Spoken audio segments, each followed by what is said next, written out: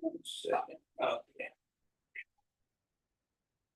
You have made me lose my sons once. Now you have again done the same inauspicious thing.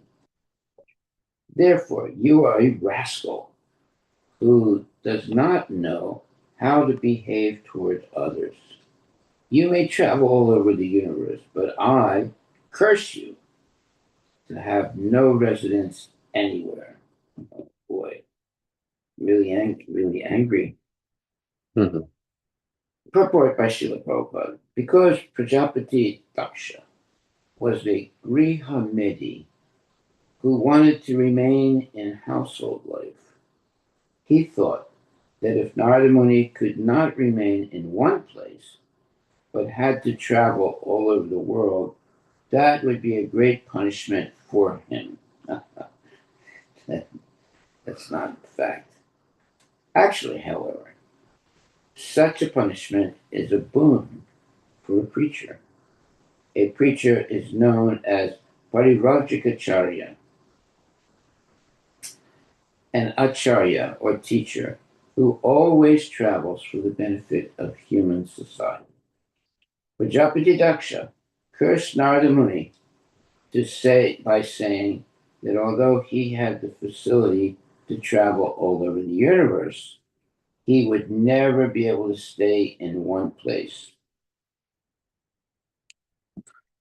In the Parampara system from Narada Muni, I have also been cursed.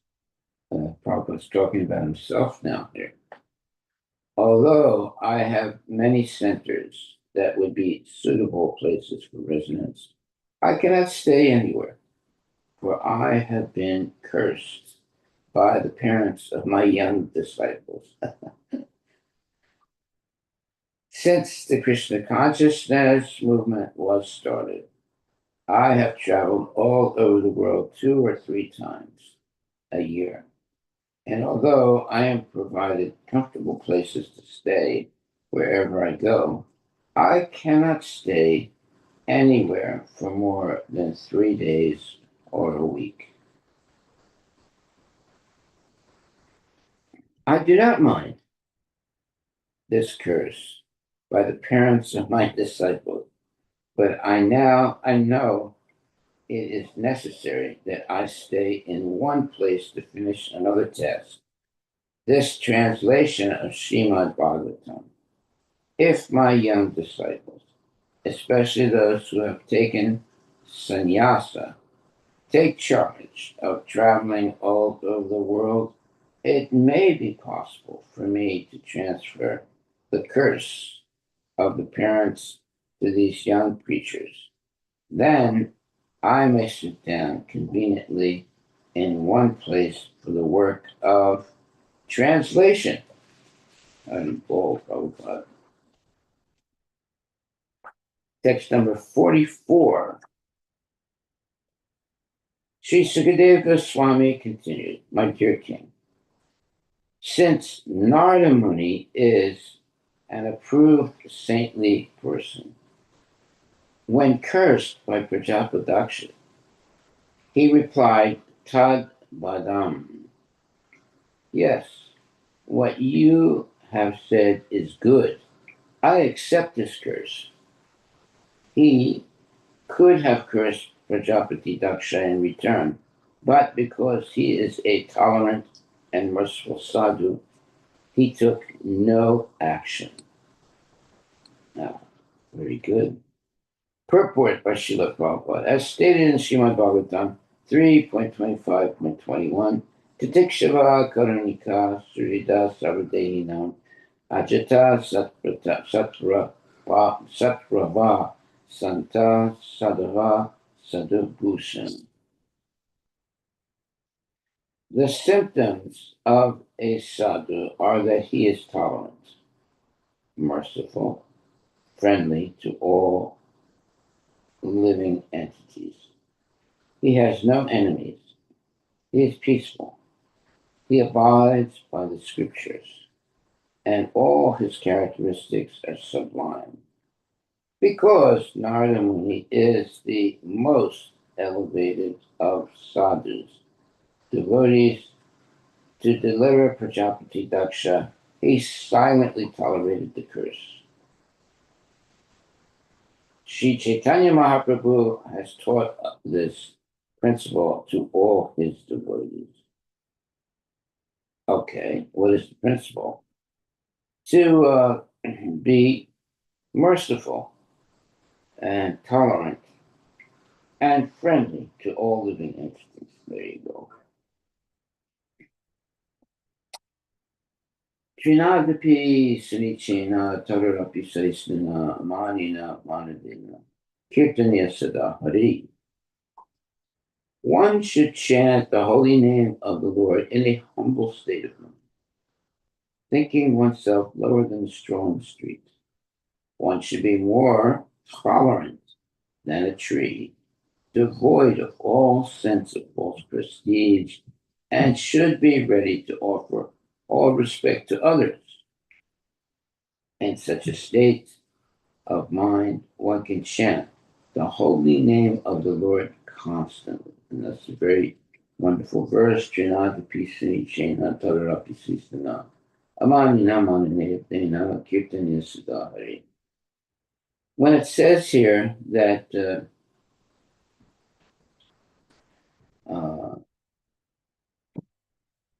one is very tolerant and more tolerant than a tree, that means that the devotee should not be disturbed by any type of criticism of others or any inconveniences by having to travel around all the time, etc.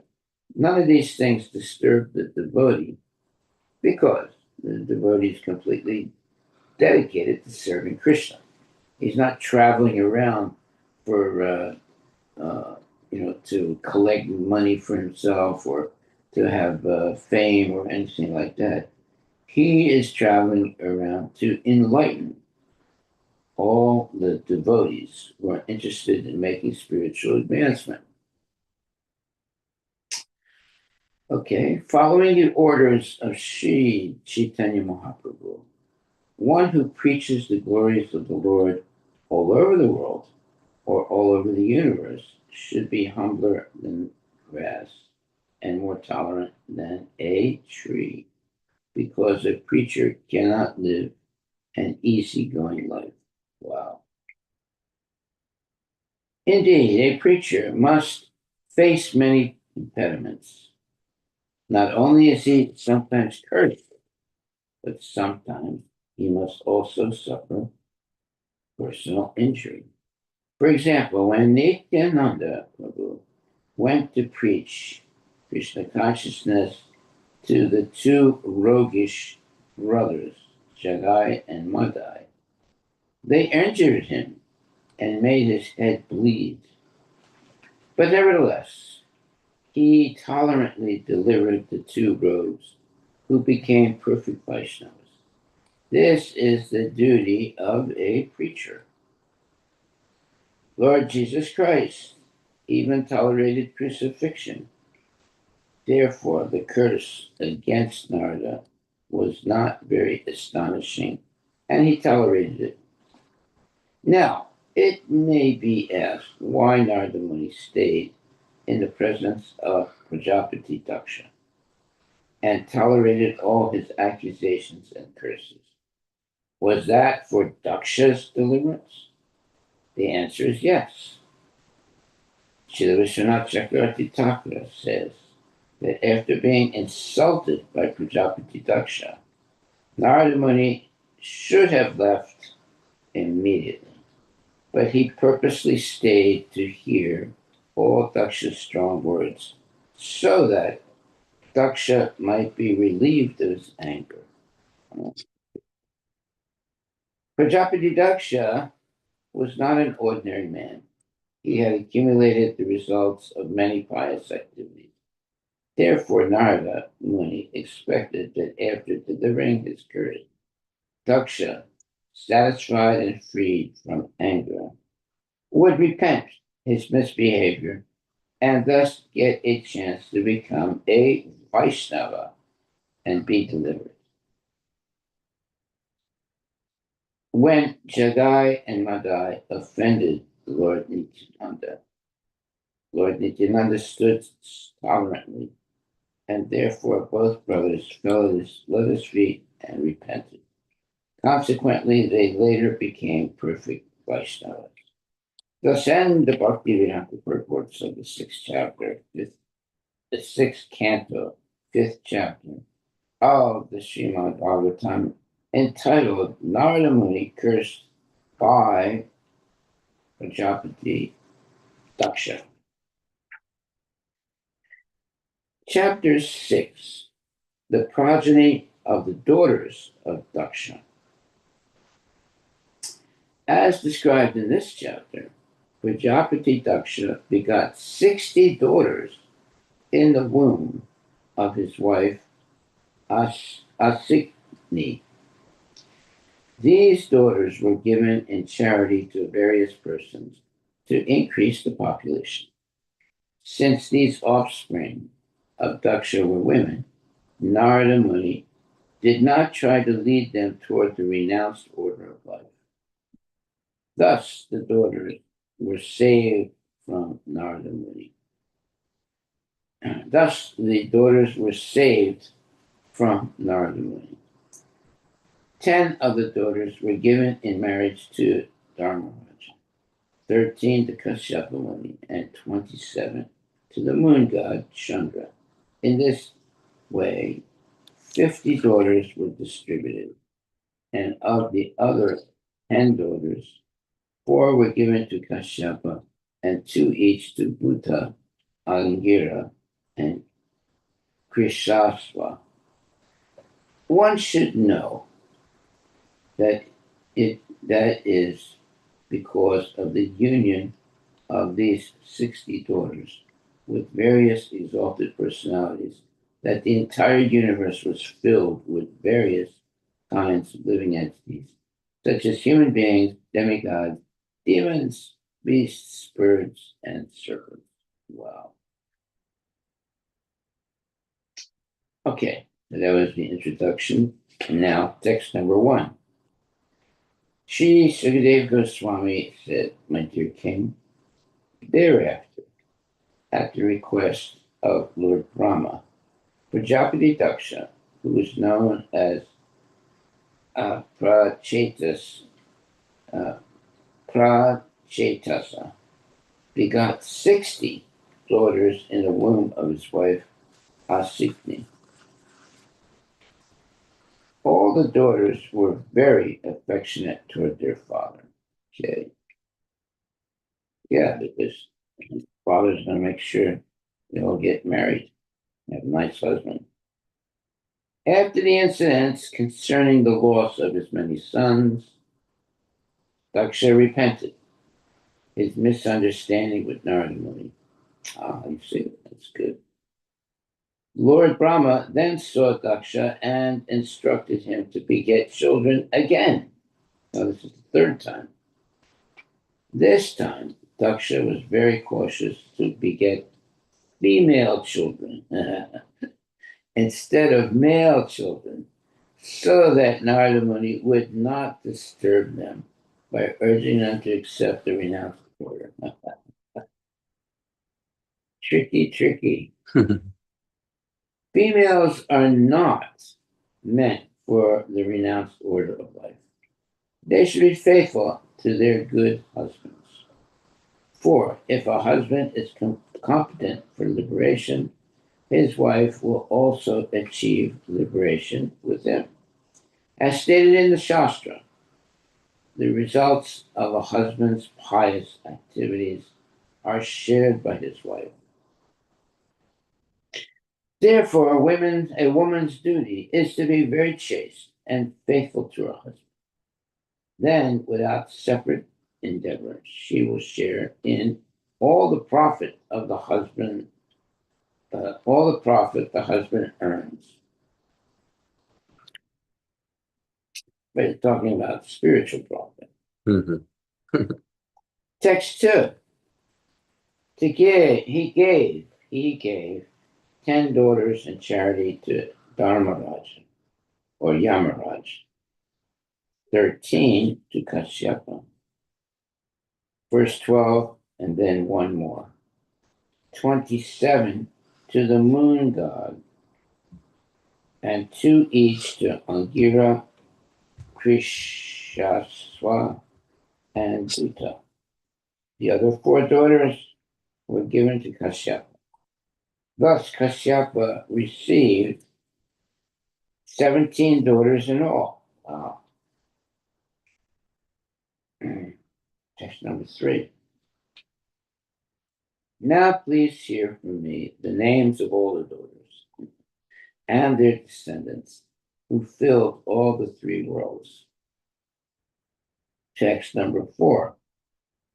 The 10 daughters given to Yamaraja were named Banu, Lumba, Kakut, Mami, Vishwa, Sadhya, Marutvati, Vasu, Muhurta, Sankalpa. Now hear the names of their sons. Text number 5. O king, a son named Deva Rishabha was born from the womb of Banu, and from him came a son named Indrasena. From the womb of Lumba came a son named Vidyota, who generated all the clouds. Text 6. From the womb of Kakut came the son named Sankata, whose son was named Kikata. From Kikata came the demigods named Durga. From Yami came the son named Swarga, whose son was named Nandi. The sons of Vishwa were the Vishwa Devas, who had no progeny. From the womb of Sadhya came the Sadhyas, who had a son named Artha Siddhi. Text number 8. The two sons who took birth from the womb of Marutvati were Marutvan and Jayanta. Jayanta, who is an expansion of Lord Vishnu, is known as Upendra. Text number 9.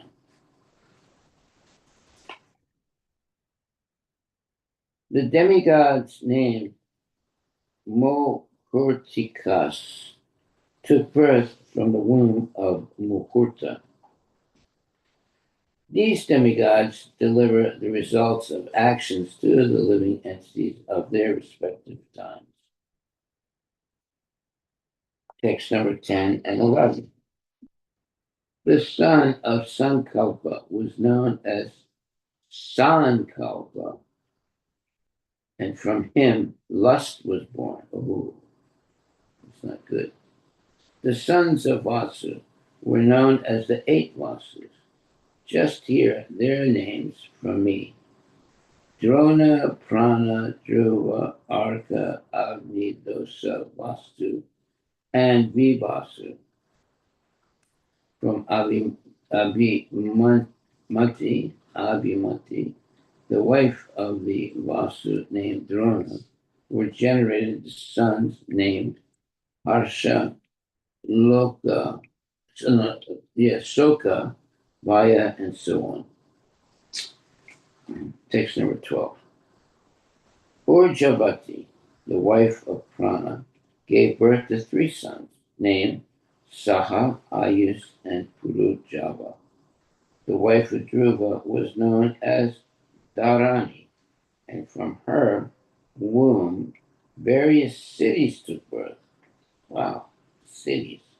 That's interesting. Text number 13. From the womb of Vasana, the wife of Arka, came many sons, headed by Dara, I'm sorry, Darsa. Dara, the wife of Vasu, named Agni, gave birth to many sons, headed by Dravinaka. Text 14. From Kritika, another wife of Agni, came the son named Skanda, Kartikeya, whose sons were headed by Vishaka. From the womb of Sarvani, the wife of Vasu, named Dosa, came the son named Sisumara, who was an expansion of the Supreme Personality of Godhead. Text 15. From Angirasi, the wife of the Vasu named Vastu, was born the great architect Vishwakarma.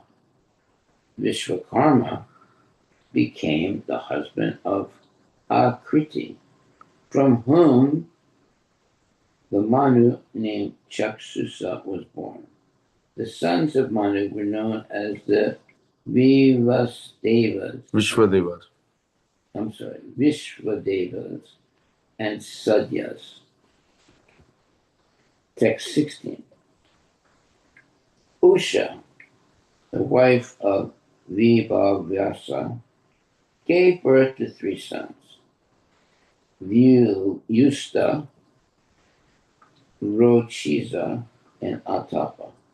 From Atapa came Panchayama, the span of day, who awakens all living entities to material activities. Wow. Text 17 and 18. Sarupa, the wife of Bhuta, gave birth to 10 million Rudras, of whom the 11 principal Rudras were Raivata, Aja, Baba, Bhima, Vama, Ugra, Rishakapi, Ajay Kapat, Avirbadhana, Bahurupa, and Mahan. Their associates, the ghosts and goblins, who are very fearful, were born of the other wife of Bhuta. Purport. Shri Vishwanath Chakravarti Thakur comments that Bhuta had two wives. One of them, Sarupa, gave birth to 11 Rudras, and the other wife gave birth to the associates of the Rudras known as the ghosts and hobgoblins. Ooh, terrible. Text 19. The Prajapati Angira had two wives, named Swada and Sati. The wife named Swada accepted all the Pitas as her sons. Oh, that's very good. And Sati accepted Atharvangirasa Veda as her son. Okay, got a big long name. Atharvangirasa. Atharvangirasa. Text 20. Krisasva had two wives named Archis and Disana. In the wife named Archis, he begot Dhumaketu, and in Disana, he begot four sons named Vedasira, Devala, Vayuna, and Manu. Text number 21 and 22. Kashyapa, who was also named Tarksya, had four wives, Vinata, Saparna. That's another name of Vinata. Saparna. Superman. Yeah. Kadru, Patangi, Yamini. Patanga gave birth to many kinds of birds, and Yamini gave birth to locusts. Oh my God. Vinata, Suparni, gave birth to Garuda, Haribo, Hmm. the carrier of Lord Vishnu, and Anuru, or Aruna, the chariot driver of the sun god. Kadru gave birth to different varieties of serpents. Ooh, okay. Text number 23. O Maharaj Parikshit, best of the Bharatas. The constellations named Kritika were all wives of the moon god. However, because Prajapati Daksha had cursed him to suffer from a disease causing gradual destruction, the moon god could not beget children in any of his wives. I wonder why that is. Let's see. Purport. Because the moon god was very much attached to Rohini, he neglected all his other wives. Therefore, seeing the bereavement of all these daughters, Prajapati Daksha became angry and cursed him. Now I understand. Text 24 to 26. Thereafter, the king of the moon pacified Prajapati Daksha with courteous words, and thus regained the portions of light he had lost during his disease. Nevertheless, he could not beget children. The moon loses its shining power during the dark fortnight, and in the bright fortnight it is manifest again. O King Parikshit, now please hear from me the names of Kashyapa's wives, from whose wombs the population of the entire universe had come. They are the mothers of almost all the population of the entire universe, and their names are very auspicious to hear. They are Aditi, Diti, Danu, Kashta, Arishta, Surasa, Ila, Muni, Krodhavasa, Tamra, Surabhi, Sarama, and Timi. From the womb of Timi, all aquatics took birth. Yeah, interesting. And from the womb of Sarama, ferocious animals like the tigers and lions took birth. Hmm. Text 27. My dear King Parikshit, from the womb of Surabhi, the buffalo, cow, and other animals with cloven hooves took birth. Okay, that's why the Surabhi comes. We call. Yeah, good. From the womb of Amra, the eagles, vultures, and other large birds of prey took birth. And from the womb of Muni, the angels took birth. Text 28. The sons born of Krodavasa were the serpents known as Dandasuka, as well as other serpents and the mosquitoes. Ooh. All the various creepers and trees were born from the womb of Ila. The Rakshasas, bad spirits, were born from the womb of Surasa. Text number 29 to 31. The Gandharvas were born from the womb of Arista, and animals whose hooves are not split, such as the horse, were born from the womb of Chasa.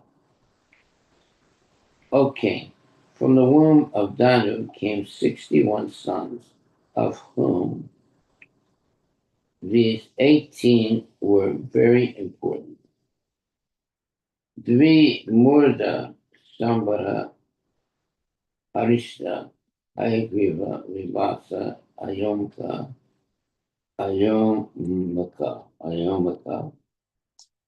Sankushira Swarvanu Kapila Aruna Puloma Rishaparva Ekachakra Anutapana Drumaksheta Dhumrakesha.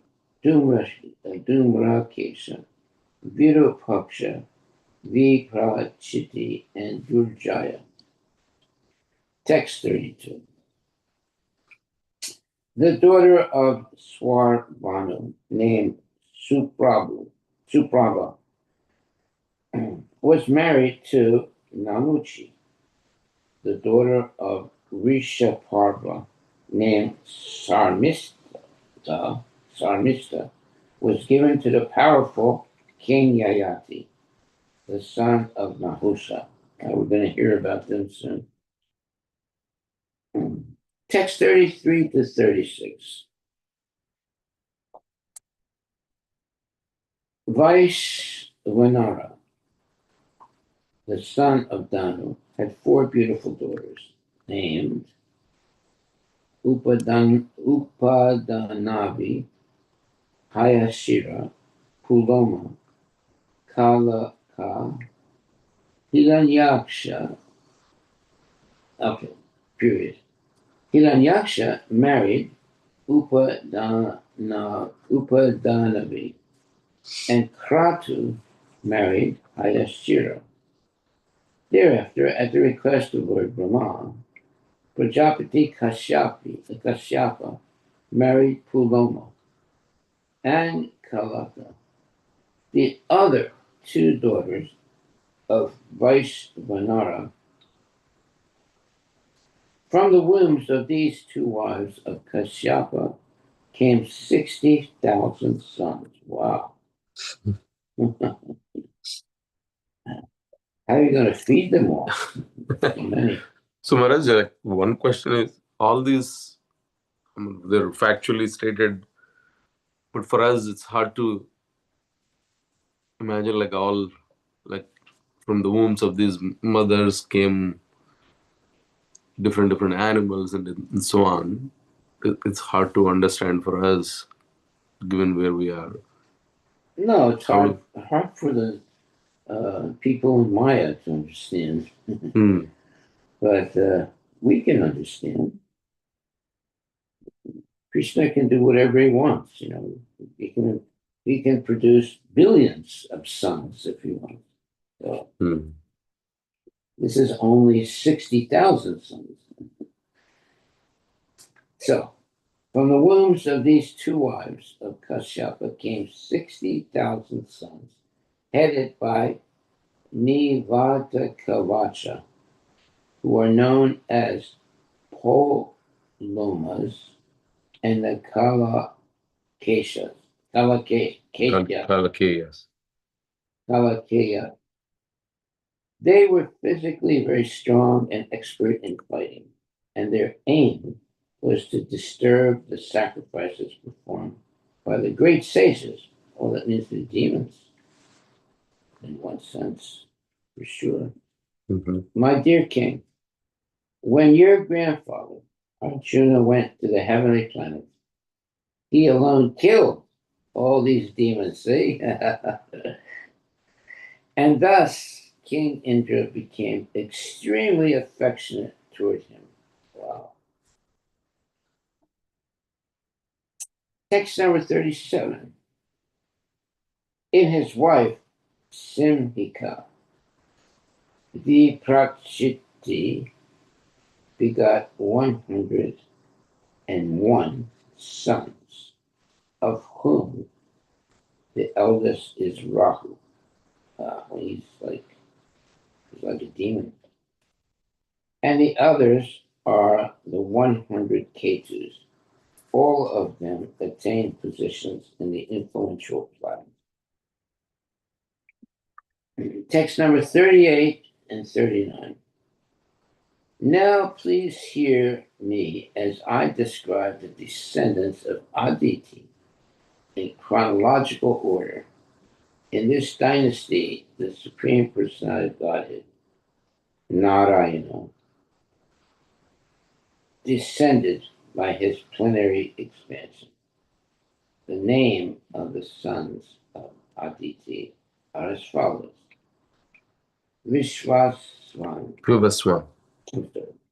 Vivaswan, Aryama, Pusha, Twasta, Savita, Bhaga, Data, Vidata, Varuna, Mitra, Satru, and Urukrama. Text 40. Samgya, the wife of Vivaswan, the sun god, gave birth to the Manu named Shraddha Deva. And the same fortunate wife also gave birth to the twins, Yamaraja and the river Yamuna. Oh, wow. Oh, this is Pretty good. Then Yami, while wandering on the earth in the form of a mare, it's a female horse, gave birth to the Aswini Kumaras. They are, I think they are the doctors. doctors, yeah. Text 41. Shaya, another wife of the sun god, begot 2 sons, named Sanaischara and Savarni Manu, and 1 daughter, Tapati, who married Samvarana. Text 42. From the wombs of Matrika, the wife of Aryama, were born many learned scholars. Among them, Lord Brahma created the human species, which are endowed with the aptitude for self-examination. That's a good aptitude. Self-examination. Okay. Text 43. Pusha had no sons. When Lord Shiva was angry at Daksha, Pusha had laughed at Lord Shiva and shown his teeth. Therefore, he lost his teeth and had to live by eating only ground flour.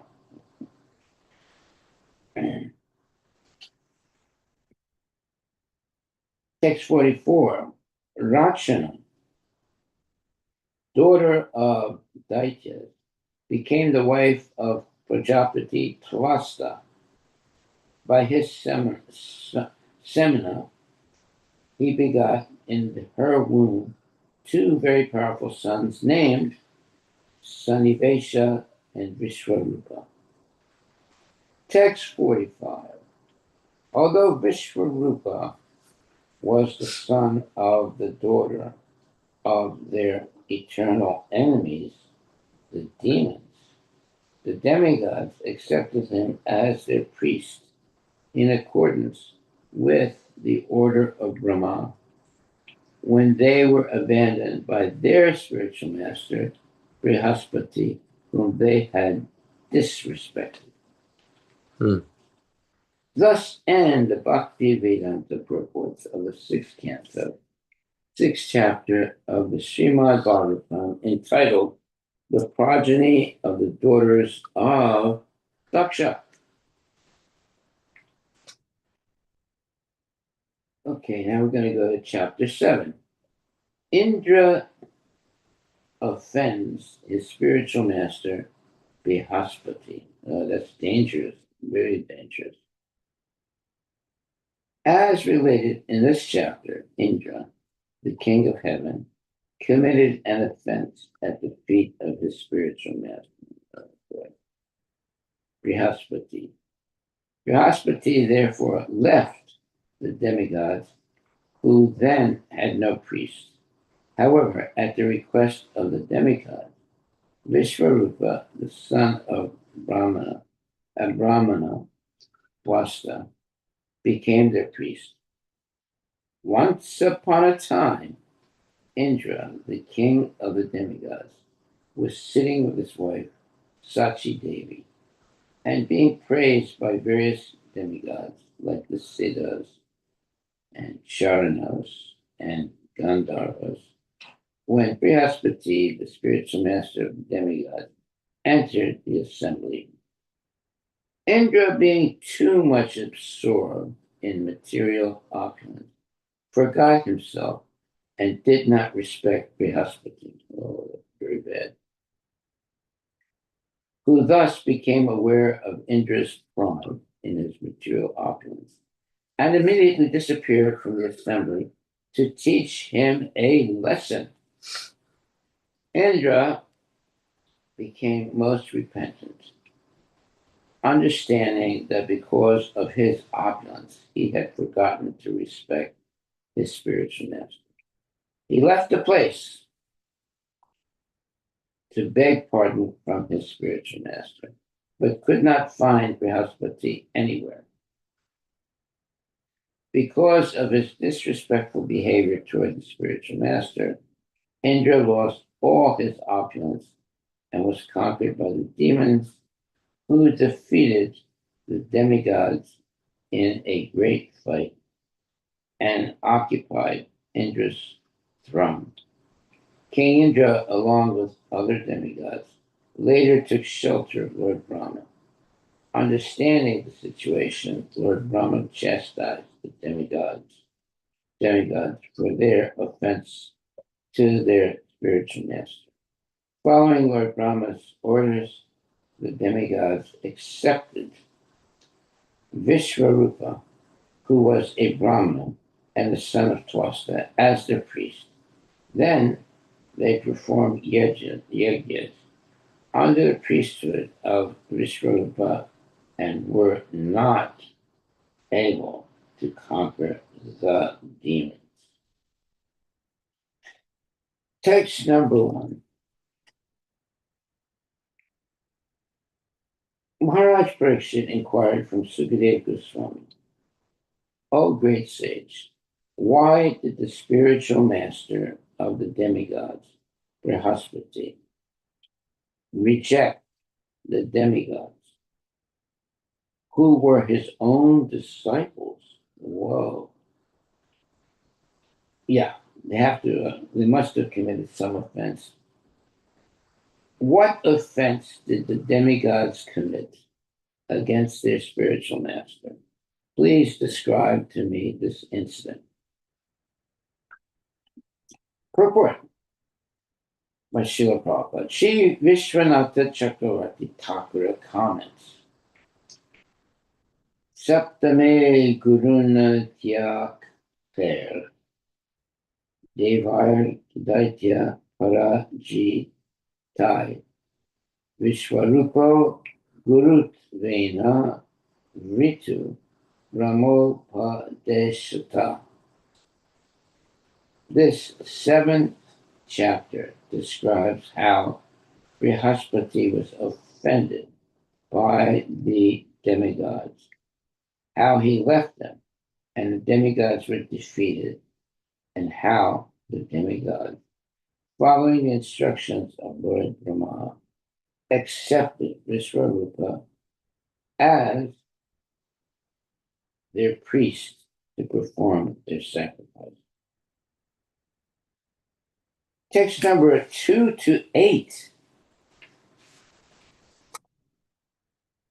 Sukadeva Goswami said, O king, once upon a time, the king of heaven, Indra, being extremely proud because of his great opulence of the 3 worlds, transgress the law of Vedic etiquette.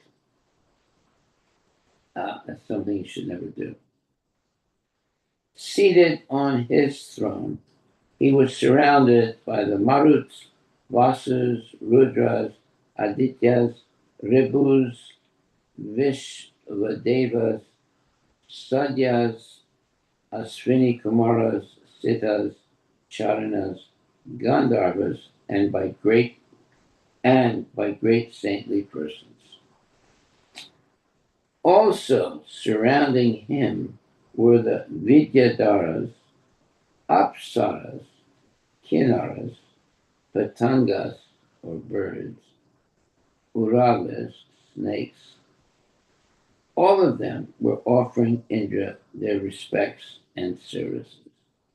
And the Apsaras and Gandharvas were dancing and singing with very sweet musical instruments. Over Indra's head was a white umbrella as effulgent as the moon, uh, as effulgent as the full moon, fanned by yak-tail whisks and served with all the paraphernalia of a great king.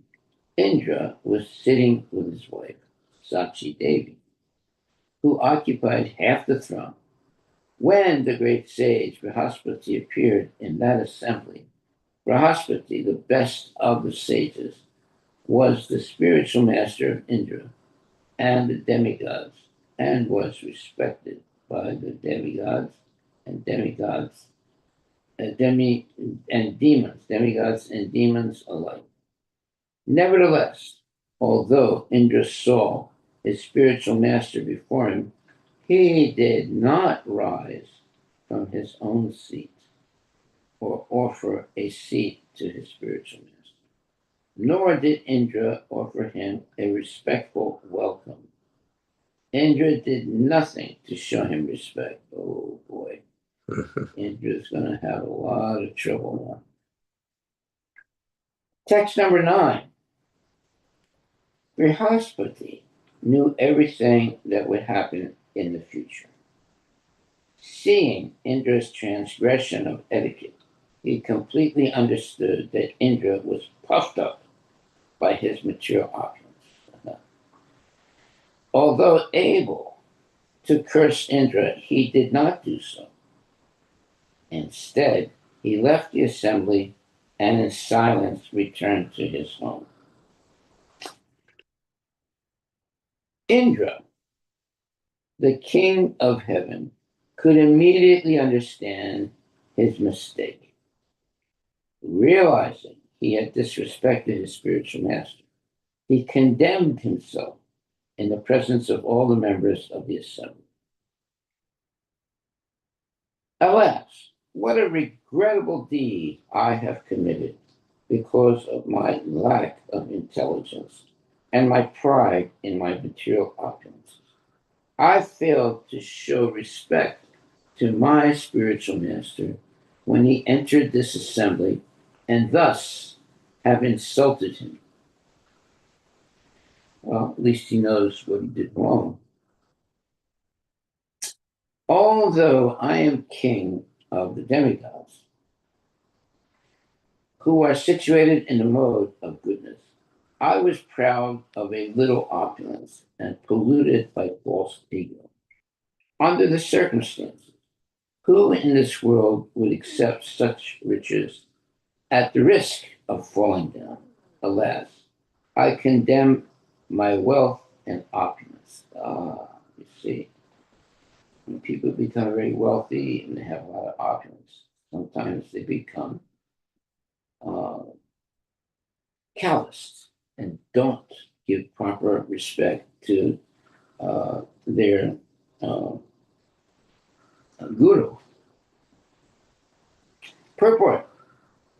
Sri Chaitanya Mahaprabhu prayed to the Supreme Personality of Godhead. Nadanam, Najanam, Nasundarim, Kavitamba, Jagadeesha Kamayam. Oh my Lord, I do not aspire for material opulence, or wealth, nor do I want a great number of followers to accept me as their leader, nor do I want a very beautiful wife to please me. Mama Janmani Sware Bhavatad Bhakti Rahaituki Twaye. I do not even want liberation. All I want, life after life, is to be a faithful servant of your Lordship. Oh, now that's wonderful. According to the laws of nature, when one is extremely opulent, one becomes degraded. And this is true both individually and collectively. The demigods are situated in the mode of goodness, but sometimes even one who is situated in such an exalted position as King Indra, the king of all the demigods, falls down because of material opulence. We are now actually seeing this in America. The entire American nation has tried to advance material opulence without striving to produce ideal human beings. Oh, so what happens? The human beings become degraded. The result is that Americans are now regretting the wholesale criminality of American society and are wondering how America has become so lawless and unmanageable. Well, that's true. That is very true. It's very, very correct. As stated in Srimad Bhagavatam, Na te viduswatagatim hi Vishnum. Persons who are unenlightened do not know the aim of life, which is to return home, back to Godhead. Therefore, both individually and collectively, they try to enjoy so called material comforts. And they become addicted to wine and women. The men produced in such a society are less than fourth class. They are the unwanted population known as Varna Sankara, unwanted children who have not been trained properly. And as stated in Bhagavad Gita, an increase of Varna Sankara population creates a hellish society. This is the society in which Americans now find themselves. Bravo, Prabhupada, saying it as it is. Fortunately, however, the Hare Krishna movement has come to America, and many fortunate young men are giving serious attention to this movement. Jai Prabhupada, which is creating ideal men of first class character, men who completely refrain from meat eating, illicit sex, intoxication, and gambling.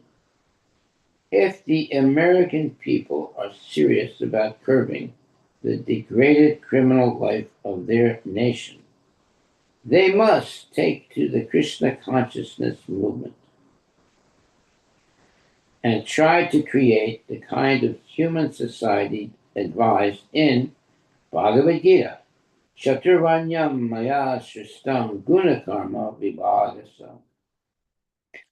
They must divide their society into first class men, second class men, third class men, and fourth class men. Since they are now creating only men who are less than fourth class, how can they avoid the dangers of a criminal society? Wow.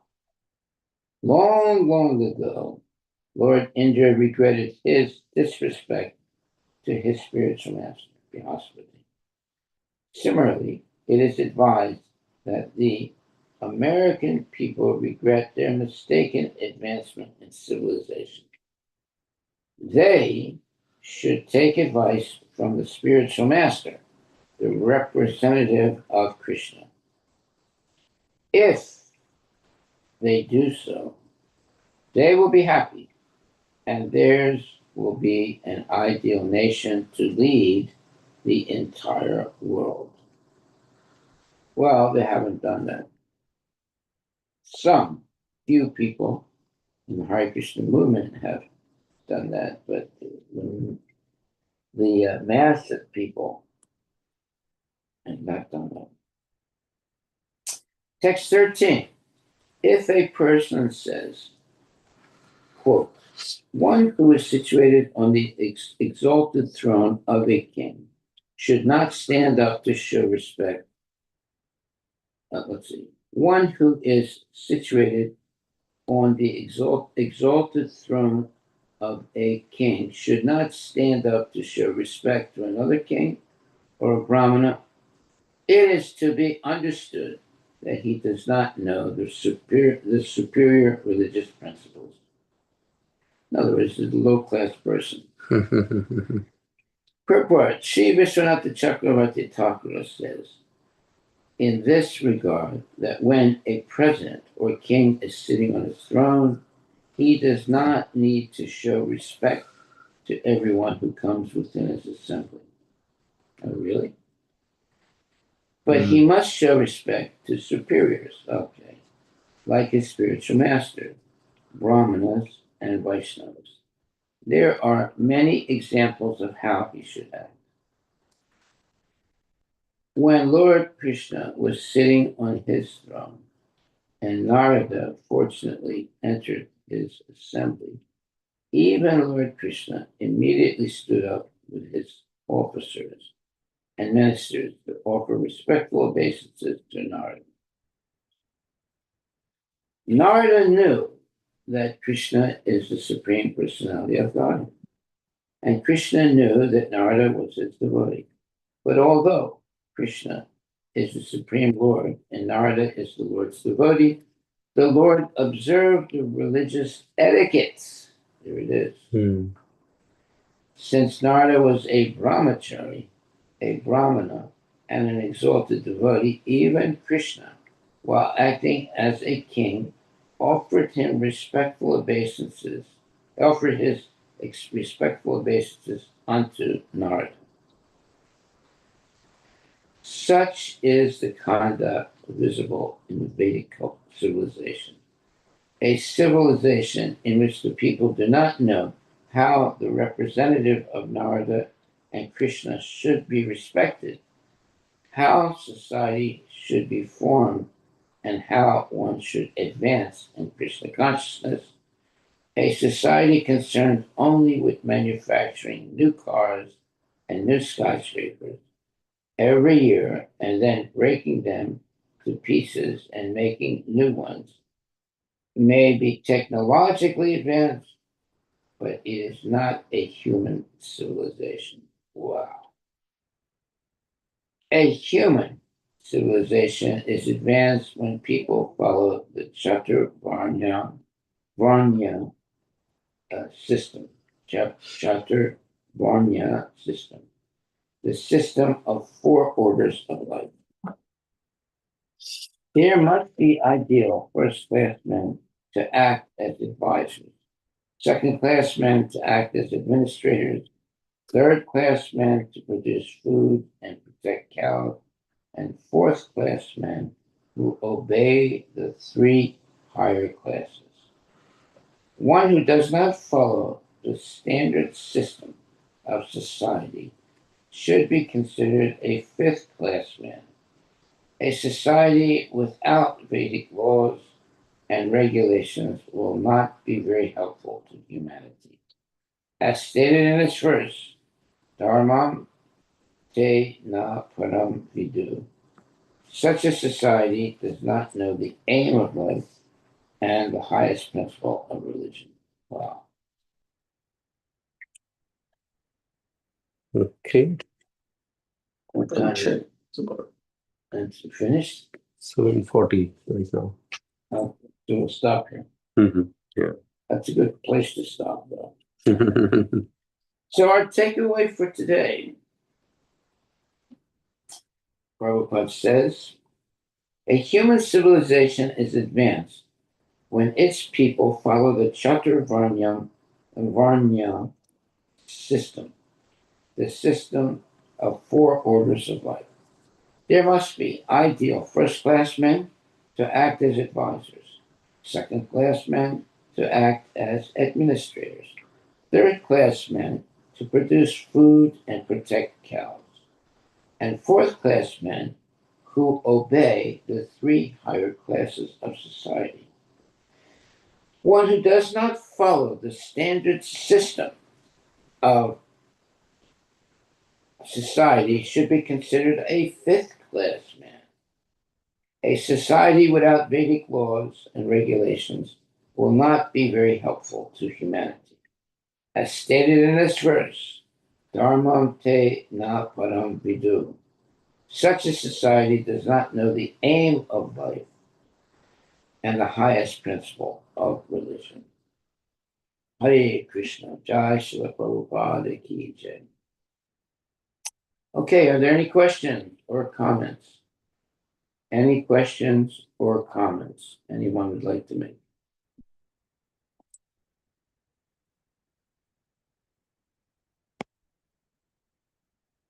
Anyone online?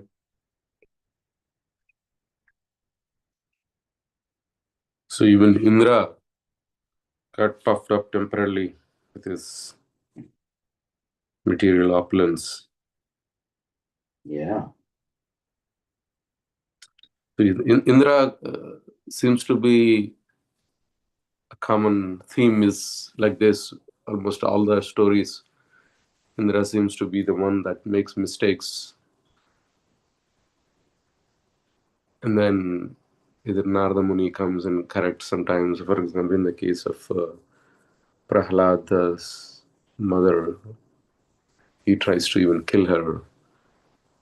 Like that, there are many stories where Indra seems to be the bad person. Because he's very rich, very, very rich, very, very powerful and rich. So that's basically showing a general tendency that wealth spoils, wealth and power can really make a person what you would call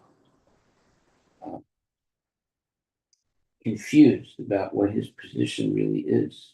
He acts in very inappropriate ways. Indra was like that. He did a lot of very bad things, but he always asked for forgiveness. Okay, well, thank you very much, my dear devotees. I hope the narrations today help to understand how we should act properly as devotees. That's the whole point of reading all these shastras. To know how to act properly as a devotee and represent Krishna and the spiritual masters of Prabhupada in the proper way. Very bold, very bold. All glories to Srila Prabhupada Ki Jai. Is there a comment or question? Nanda Maharaj Prabhu, I think you unmuted. Yes, Hare Krishna Guru Maharaj. Dandvat Pranam. Maharaj, in the previous chapter, we see that all the daughters of Prajapati gave birth to different species and even the different tendencies of lust and shok and bhay. So by that time, is it like the material creation was there, but these things were not existing, and then it was the material creation was under like in progress, like it was not fully manifest like that? I'm not sure about your question. So Daksh Prajapati was there, and his daughters actually gave birth to all these animal species or plant species, birds and beasts and insects and everything. So does that mean like the material creation was there, but it was all the species has not were not yet there, and only few people or few like these exalted devotees or people were there only.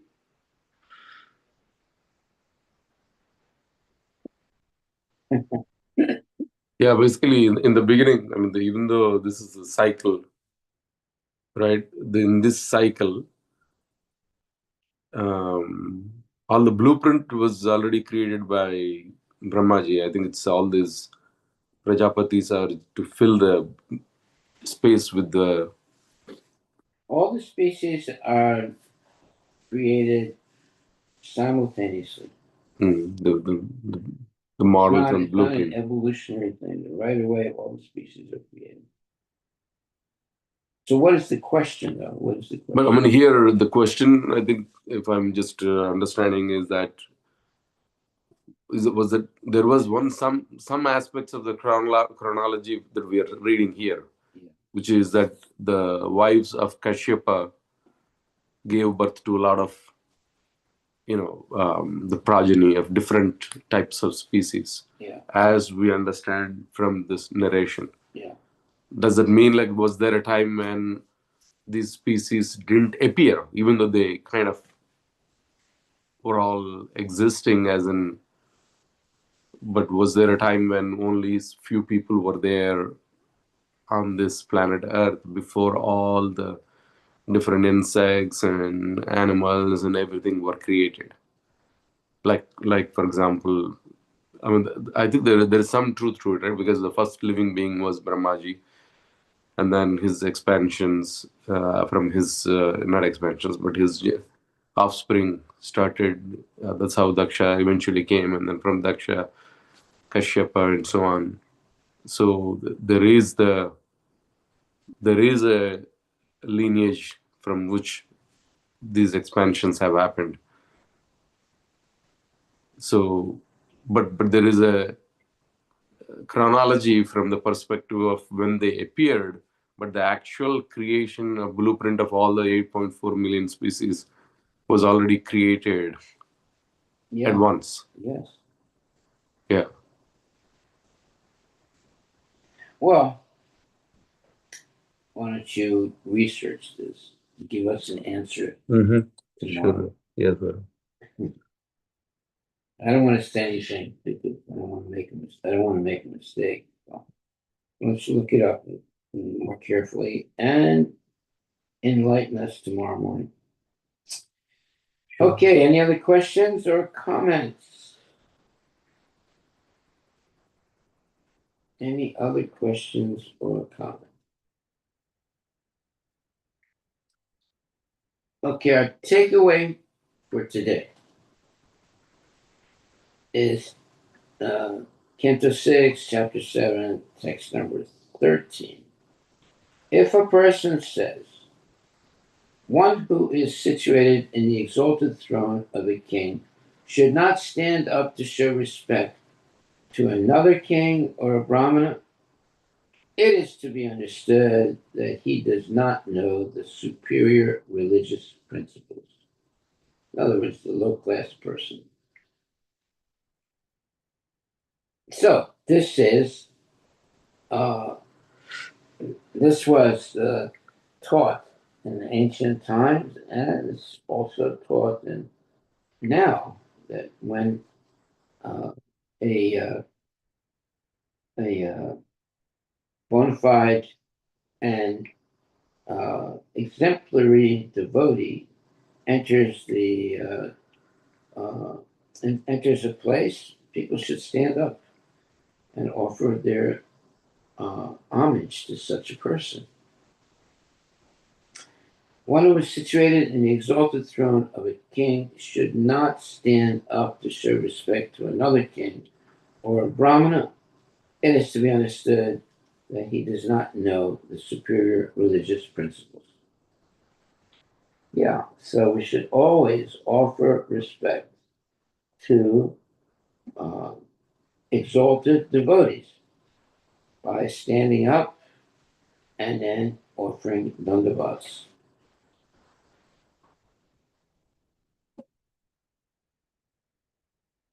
Okay, well, thank you very much, my dear devotees. Thank you. we will stop right there. And our takeaway today is one who does not follow the standard system of society should be considered a fifth-class person. A society without Vedic laws and regulations will not be very helpful to humanity. As stated in this verse, Dharmam te na param vidu. Such a society does not know the aim of life and the highest principle of religion. What is the aim of life? Is to develop the qualification or qualifications to go back to the spiritual world, where we came from. And what is the highest principle of religion is to give respect to genuine devotees and always engage in devotional service. Highest principle of religion is to know the aim of life and the highest principle of religion. The highest principle of religion is to surrender completely to Lord Krishna and show respect to all exalted devotees.